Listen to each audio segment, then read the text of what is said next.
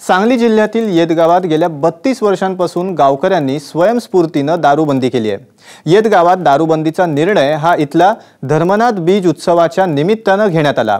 या गावात धर्मनाथाची स्वयंभू मूर्ती असून धर्मनाथाचा बीज उत्सव माघ द्वितीयेला पार पडतो। पाहूयात या संदर्भातला एक स्पेशल रिपोर्ट।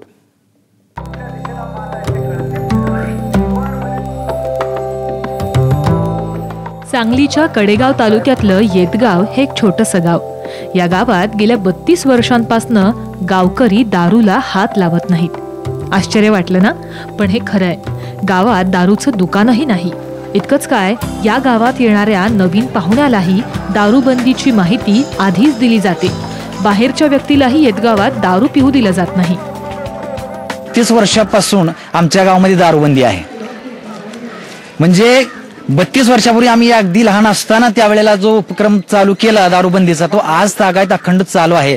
जसा नामयज्ञ चालू आहे तशा पद्धतीने दारूबंदी ही आमच्या गावामध्ये एक आम्ही अभिमानानं सांगतो। आणि त्यामुळे गावातलं वातावरण जे आहे, या नामस्मरणाच्या माध्यमातून, पारायणाच्या माध्यमातून गावातलं वातावरण भक्तिमय आणि गावातल्या प्रत्येकांचा जो एकमेकाचा जो सलोख आहे, प्रेममय एकमेकाविषयी जे वातावरण आहे, ते मात्र अतिशय सुंदर चांगल्या प्रकारचा आणि धर्मनाथांची नगरी असल्यामुळे त्याच्यावर धर्मनाथांचा आशीर्वाद आहे।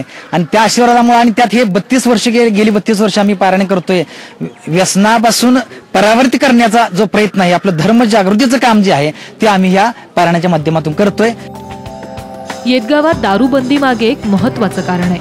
इथं धर्मनाथांची स्वयंभू मूर्ती आहे। स्वयंभू म्हणजे तुम्हाला माहित असेलच, ही मूर्ती कुणीही घडवली नाही, ती जमिनीतनं आकाराला आली अशी आख्यायिका सांगितली जाते। मात्र या मूर्तीचा आकार आणि उंची दिवसेंदिवस वाढत चालली होती।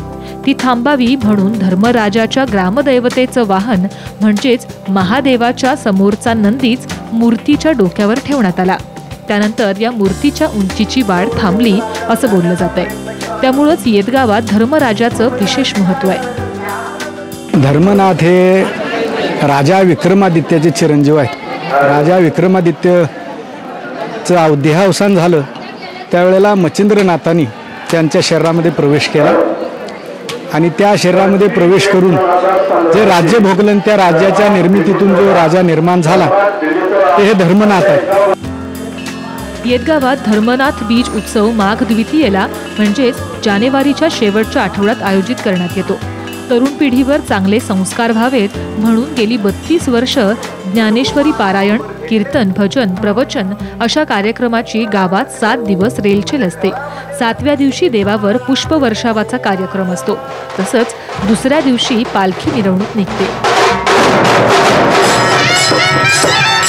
ही मिरवणूक म्हणजे दैदिप्यमान सोहळाच असतो। यासाठी भाविकांनी गावात मोठी गर्दी केली आहे। हा उत्सव सुरू करण्यात आला तेव्हापासून गावात दारूबंदी आहे। मात्र फक्त उत्सव काळातच नाही, तर गावानं या निमित्तानं स्वयंस्फूर्तीनं गावात दारूबंदी राबवली। सध्या गावात कुठेही दारू विकली जात नाही, दारू पिली जात नाही आणि कुठेही तसला नसल्यामुळे भांडण तंटा वगैरे तसलं काहीही होत नाही। ह्या पद्धतीने आमच्या गावात सर्व चालू आहे।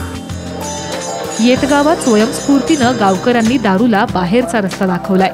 येतगावाचा आदर्श संपूर्ण राज्यानं घेतला तर महाराष्ट्र सुजलाम सुफलाम व्हायला वेळ लागणार नाही। विजय पाटील सह ब्युरो रिपोर्ट, साम टीव्ही, सांगली।